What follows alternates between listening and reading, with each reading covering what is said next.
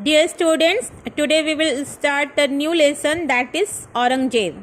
The topic which we will discuss today is Aurangzeb's Deccan policy and decline of the Mughal Empire. As we described earlier, in the wake of the war of succession among the four sons of Shah Jahan, Aurangzeb got victory and ascended the throne in AD 1658 and took the title of Alamgir.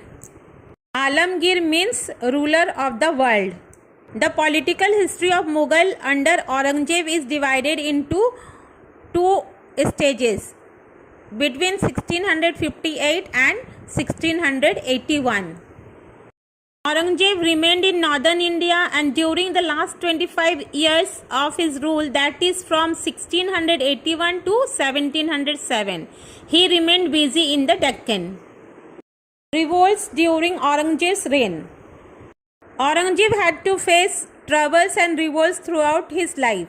Aurangzeb followed very strict administrative policies. He revised the tax on non-Muslim and increased the land tax from 1/3 to 1/2 of the produce.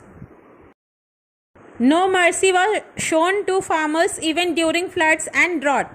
All this led to revolts by Jats, Bundelas and Satnamis. The Sikhs, the Rajputs and the Marathas revolted against him, and the period witnessed the disintegration of the Mughal Empire. Aurangzeb was a staunch, loyal Sunni Muslim who led a very simple life. He would copy the Quran and sew the caps to earn his living. He was called Jinda Peer. As he was an orthodox Muslim, he banned wine, music and various festivities. Though Aurangzeb possessed some of the great qualities, but he failed as an emperor. He was not tolerant towards other faiths and discriminated people on the religious ground.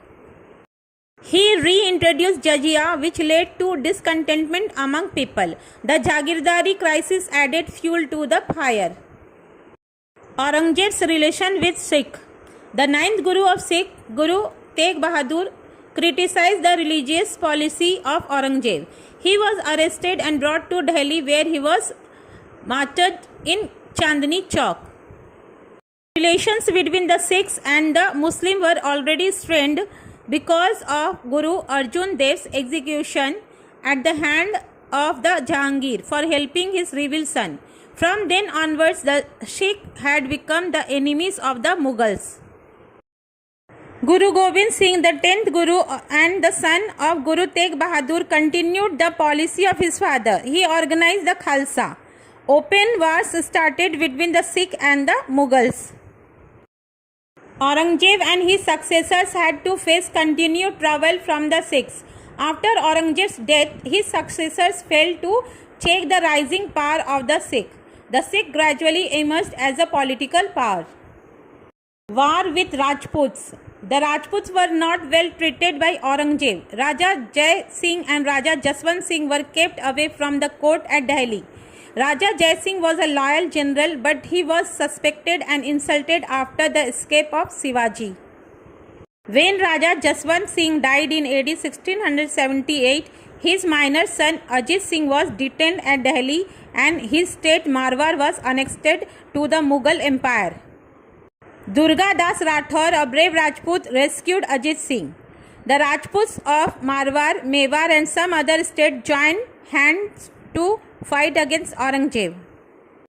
The war continued for many years. In 1681, the Rana of Mewar signed a treaty with Aurangzeb. Aurangzeb then diverted his attention to Deccan. However, the Rajputs of Marwar continued their struggle, and the Mughal recognized Ajit Singh as the independent ruler of Marwar after Aurangzeb's death. Relations with the Marathas. Conflicts started between the Mughals and the Marathas over the conquest of Bijapur. Shivaji's increasing power posed a threat to the Mughals. Aurangzeb was determined to defeat Shivaji. Shivaji attacked the territories occupied by the Mughals and captured many forts. Shivaji captured Surat and took a lot of wealth which he had won from the Mughals. Raja Jai Singh was sent to suppress Shivaji. Shivaji failed to win over the Raja and was forced to sign a treaty at Pulandar in 1665.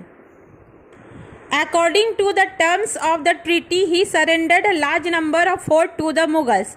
Jai Singh invited Shivaji to visit the Mughal court at Agra with a view to end the Mughal-Maratha rivalry.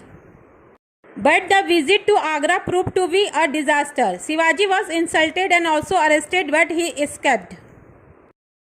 Shivaji was determined to crush the Mughals' power and establish an independent Maratha kingdom. He attacked Surat and recovered most of his forts. The Deccan policy of Aurangzeb. Aurangzeb spent the last 26 years of his reign in the Deccan. He wanted to crush the power of the Marathas and strengthen his position in the Deccan. Aurangzeb annexed Bijapur in 1686 and Golconda in 1687. However, this conquest did not benefit the empire. It was difficult to administer these regions as they were too far from the capital. Aurangzeb failed to crush the Marathas and after a long struggle died at Aurangabad in AD 1707. His Deccan policy proved to be his enemies and hastened the decline of his empire. Causes of the downfall of the Mughal Empire. Aurangzeb's faulty policies. Aurangzeb followed an orthodox religious policy. He reimposed jizya and pilgrimage tax. Thus, he antagonized not only the Hindus but also the Muslims. He also made enemies of communities like the Jats, Sikhs, and the Marathas. Aurangzeb's Deccan policy, the conquest of Bijapur and Golconda, made the empire too big to be administered efficiently. Moreover, Aurangzeb's long stay in Deccan, almost 25 years, neglected the administration of his empire in the north. His absence also helped the rise of the Maratha power. Aurangzeb's successors were incompetent and weak, and they could not suppress the revolts or control the nobles. They became too ambitious and independent. Eventually, the governors of the Deccan, Awadh and Bengal declared themselves as independent rulers. Empty treasury. Aurangzeb maintained a large standing army, but his long wars in Deccan caused a big drain on the state treasury. Thus, after the death of Aurangzeb, AD 1707, the treasury became empty and the latter Mughal rulers were unable to pay the soldiers and officers and meet their expenses. Rise of new powers. The latter Mughal rulers were so big that they could not suppress the rise of new powers, namely the Sikhs in the Punjab and Marathas in Maharashtra. These independent powers set up their kingdoms and established their control over the Mughal territories. Foreign inventions.